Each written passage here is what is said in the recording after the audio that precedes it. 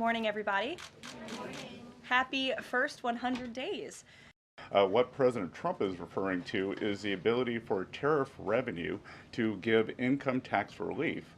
And I think there's a very good chance that we will see this in the upcoming tax bill.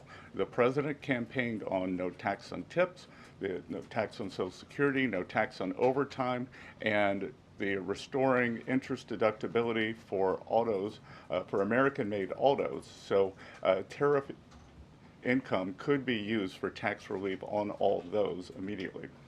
So the onus will be on them to take off these tariffs. They're unsustainable for them. I think one thing that has been a little disconcerting for the markets is, President Trump creates what I would call strategic uncertainty in the negotiations. So he is more concerned about getting the best possible trade deals for the American people. We had 4 years of bad deals for decades of unfair trading, and we are going to unwind those and make them fair.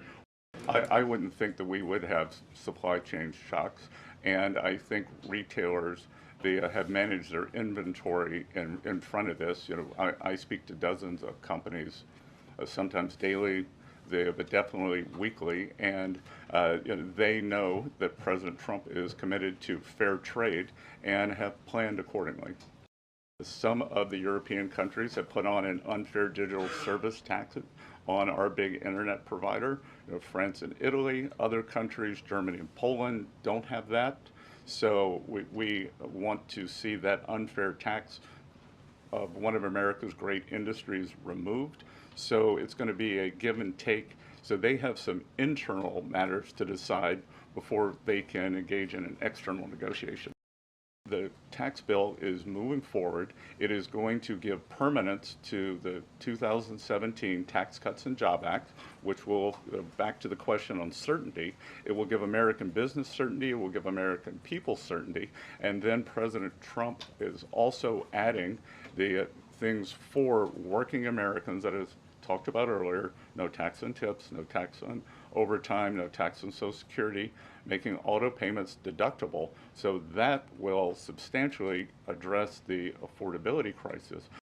I'm not going to go into the details of the auto tariff relief, but I can tell you that it will go substantially toward reshoring American auto manufacturing.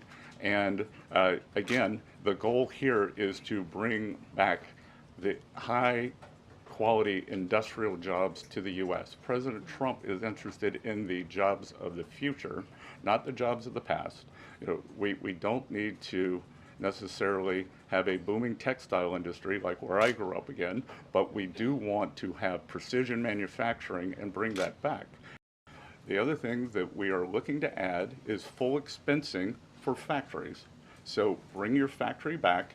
You can fully expense the equipment and the building. We will couple that with deregulation, cheap energy, and regulatory certainty, and that will continue to make the U.S. the greatest destination for domestic and foreign investment. Thank you, guys.